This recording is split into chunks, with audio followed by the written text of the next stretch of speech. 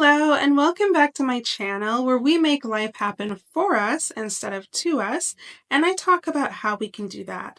But today I want to encourage anyone who is feeling down, and I want to talk about ways that I have coped with that because it's kind of hard to focus on making life happen for you when we're really feeling life happening to us all around us. So I also want to talk about this because I have been there. I used to be depressed for a significant portion of my life. Uh, yeah, a significant portion I was severely depressed, and I had to deal with all that comes with it. So, although I'm not depressed anymore, I do still have episodes, and I think that talking about the way I coped and the way I still cope uh, can be helpful to you. So, to get right into it, there are three things I want to talk about that helped me. The first is environment. So, if you are in a situation or environment that is contributing to your depression or burnout or the hard time that you're having, one of the best things that you can do to cope, or one of the best things you can do for your mental health, is to get out because you cannot heal in an environment that is making you sick. I mean, maybe you can, right? Maybe you're different than me, but I couldn't. And there are a lot of people who can't, and that's okay. We just need to remove ourselves from those environments. Um, and if you don't understand what I mean here, like let's say I'm working in a factory, and like as I'm working in the factory, I'm exposed to certain chemicals that are making me sick. I'm going to keep getting sick or getting more sick if I continue in that environment, right? So, this is why I said the most impactful thing that I think helped my mental health was getting out of the environment that I was in. So even a more recent example of this was when I left a call center job some years back. Like it was really wearing me down. So I left and I started getting better. So for you, this might mean the same thing. It might mean needing to leave a job, but it might mean leaving a person, a neighborhood, a city, a province, a country, right? But if you can't do that, because I know many of us can't, I think at least creating a space for yourself, like mentally, but also physically, like creating a space for yourself that you feel is safe could help. One YouTuber I watched has done this. So her name is Alicia Gogan, and she kind of talked about how she did that. At one point, when she was growing up, uh, she was living in a trap house. She was living in the ghetto, and she couldn't get out of there. The place she was in was unsafe. But she did try and make the best of it, and it helped. So what she did was she had her own room, right? So because she had her own room, in her room, she would do whatever she could to turn it into a different space, into a space that she felt was safe. So like she said, she'd put up like pictures, she'd put up specific lighting, anything she could get her hands on that she felt would help to change that space for her. She couldn't leave, so she did what she could. And maybe you can't leave, but maybe there is still something you can do, somewhere you can go, that will help you feel like you're somewhere else. And I think one interesting way that you can do that now is through VR. So if you have a VR headset, um, or if you can get one, I feel like this could be a very interesting way to do that because in VR, like you can literally have different scenes around you. And because it's using both of your eyes, like it's like tricking your brain to feel like you're in a different space. As I mentioned, there are quite a few scenes that you can put in there. There are also quite a few free apps for like mental health that are or like positive, quite a few free positivity and mental health apps and meditation apps. I've used a few of them, and I did find that they were helpful. So I know back then, if I had VR, I would definitely be using it. But the best case scenario is literally getting out or away and into a new environment. Okay, so now the second thing that helped me cope is therapy. I know everybody says it, and I'm gonna kind of gloss over it, but still give you information because, like, even though I got therapy, it wasn't very much. I was not making much money at the time. I could only do what I could afford, which was not much. But it did help. I found it was worth it because, like, yes, you can talk to other people. You can talk to your friends or family or, what have you, and not go to therapy. But the thing is, when you go to therapy, right, you can talk to someone who is trained and they are specifically trained to give you coping skills, right? Like when I went, I was able to get coping skills that were better than what I had and that worked for my particular situation. Um, and I do also want to mention here that, like, it's not like you have to go to like a physical therapist or psychologist anymore, right? Like there's a lot more variety now. There's virtual therapists, there's coaches, there's group therapy, and there's AI. I do want to mention AI for a little bit. I know AI is not a therapist, but I feel like it could be helpful, right? It generally skews positive, so it's going to give you some really positive things, and some really, I don't know, positive information that may help. Um, and the way AI works, it works best, like the chat AIs, like Chat GPT and stuff, they work best when you give it a lot of context. So if you're giving it context about your situation, not like super sensitive, because you don't want like certain companies having certain types of information about you. But if you give it certain information and you describe things that you're going through and what have you, like the more context you give it, the better it does. So when you give it a lot of context, it's going to be able to understand your situation better and give you, some recommendations that may help. Like, yeah, it's not a therapist, it's not a psychologist, but it will be able to pull from some of those resources online, and give you some information that may help. And lastly, I think it may be helpful to use AI because at minimum, you can kind of use it like a journal. Like you can just kind of like bare your heart, like just like throw up all those negative emotions on it. And instead of doing that on like a piece of paper or like in like an online document, you can do that and then the AI can help use that to give you a new perspective, or just throw some positivity back at you so that you're not just like rereading and reliving the same negative thing all the time. Um, so I would suggest AI. It's also free. It's also free, very accessible. So I would suggest trying it. If not a therapist, at minimum, at least trying AI, getting a coach, something like that. Now the last thing that has helped me cope and still helps me cope right now, and this is the most helpful thing to me right now, is focused journaling. So I say focused because some people just say to journal. So that's, what I mentioned with the AI thing. Like that's just like free writing, just like bleh, getting it all out. Um, and I did do that for a while. I did that for years, not a while. I did it for years. I free wrote for years. Um, but I felt like without the structure that I have of my journal right now, all I all I did was consistently relive terrible experiences.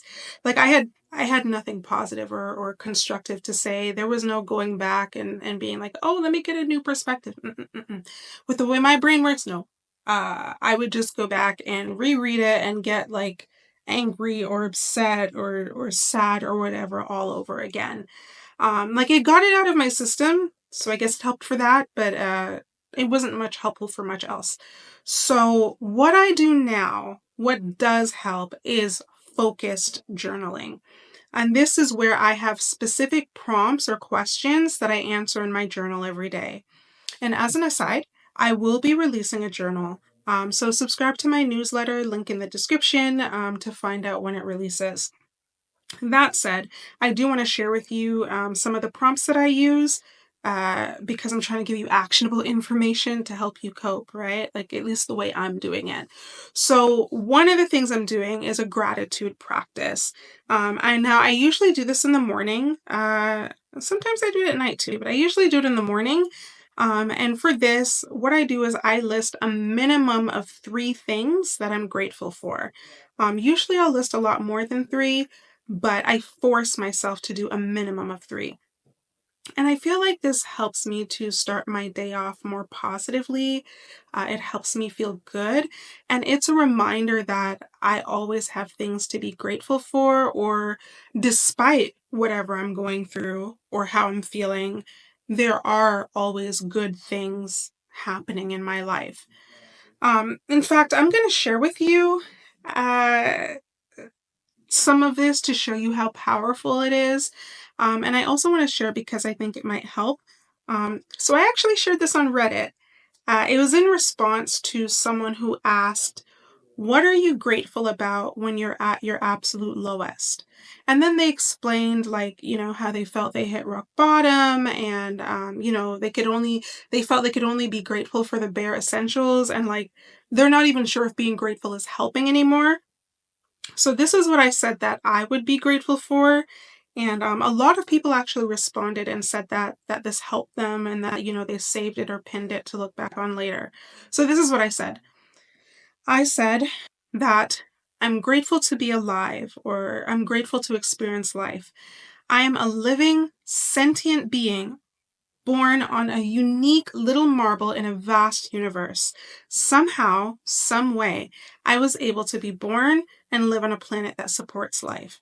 I'm grateful that I have failed to die yet another day. I'm grateful that I'm not unique.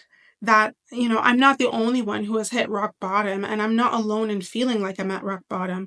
And if others can make it out, and they do all the time, so can I. I'm grateful that since I'm at rock bottom, the only way out is up. I'm already at my lowest.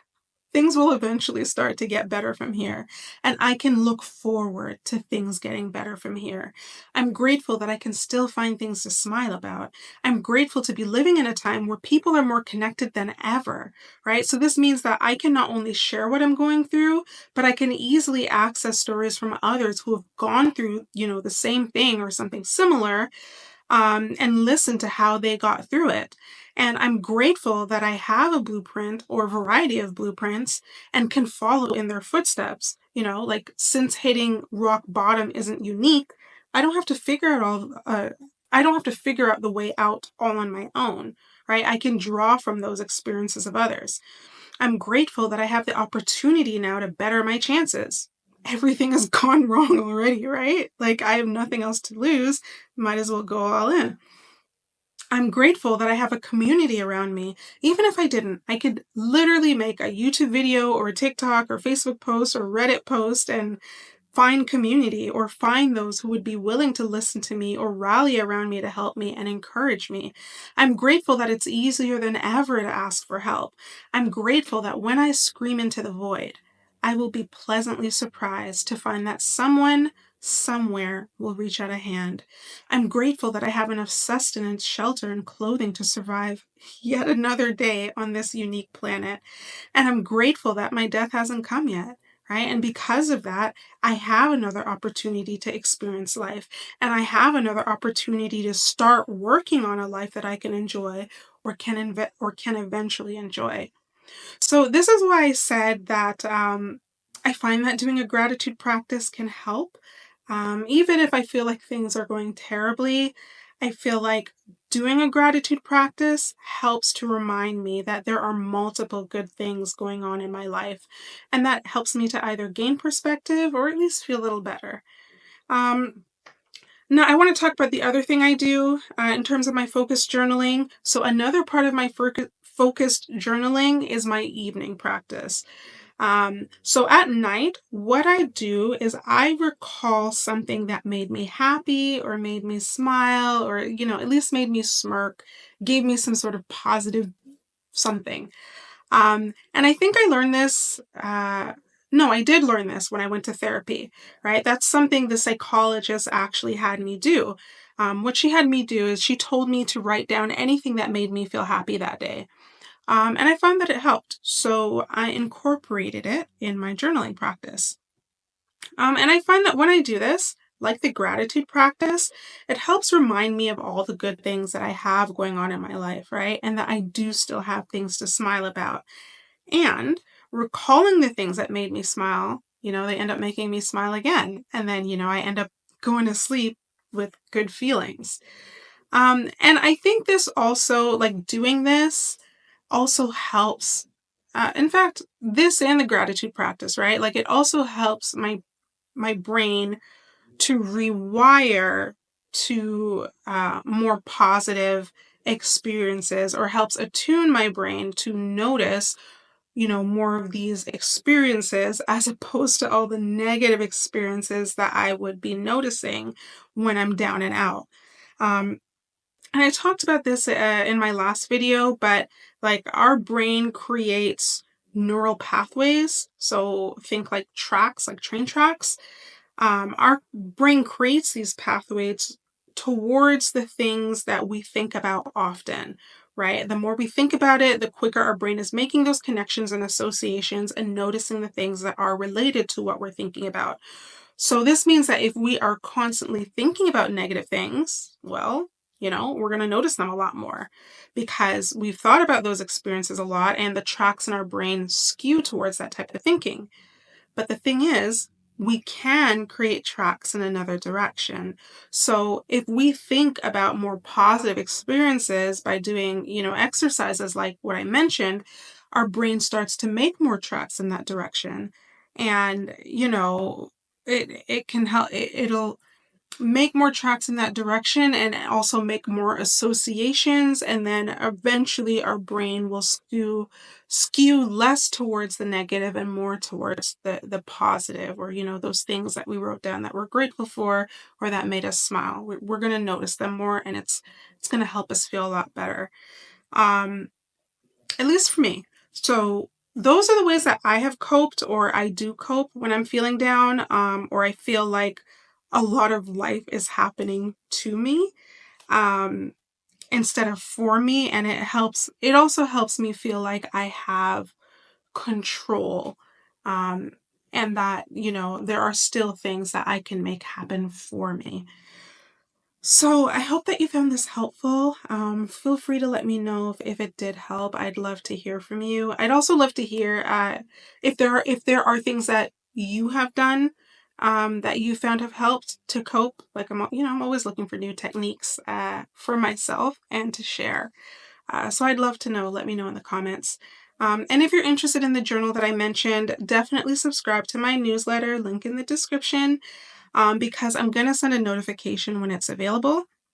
And if you like this content, definitely like, subscribe if you haven't already, and maybe share this with someone who you feel might need it or might benefit from it. And again, if you like this content, feel free to join my newsletter so that you can receive more content like this straight to your inbox. Because YouTube doesn't always do the best job getting some of these notifications out. Okay, so that's it for now. Um, I wish you well. I wish you wellness and health and happiness and a great rest of your week.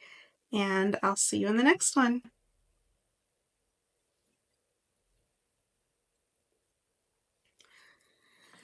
Okay, y'all. So as you know, I always do like this little something at the end, just in case anyone's still here and who's watching. So if you stayed to the end of my last long video, you'll know that I'm wearing the same outfit, so I'm recording this on the same day. I've had to record this multiple times because you could hear the AC in the background. It just sounded terrible. Um, can you imagine? This is nearly 20 minutes And I had to do that other video like 2, 3 times, and this one the same amount of time. I've been talking for a long time, my voice is going, so I'm gonna stop. But I just wanted to say hello. Thank you for staying all the way to the end. Feel free to reach out, let me know that you stayed all the way to the end. And I don't know, feel free to send an email, say hello, whatever you want. Um, and let me know, if you have any thoughts about what you want to see next, about what you want to see me talk about next. Okay, my voice is going. I gotta go do some yoga or something. I want to eat some ice cream. I gotta cut these nails. Bye.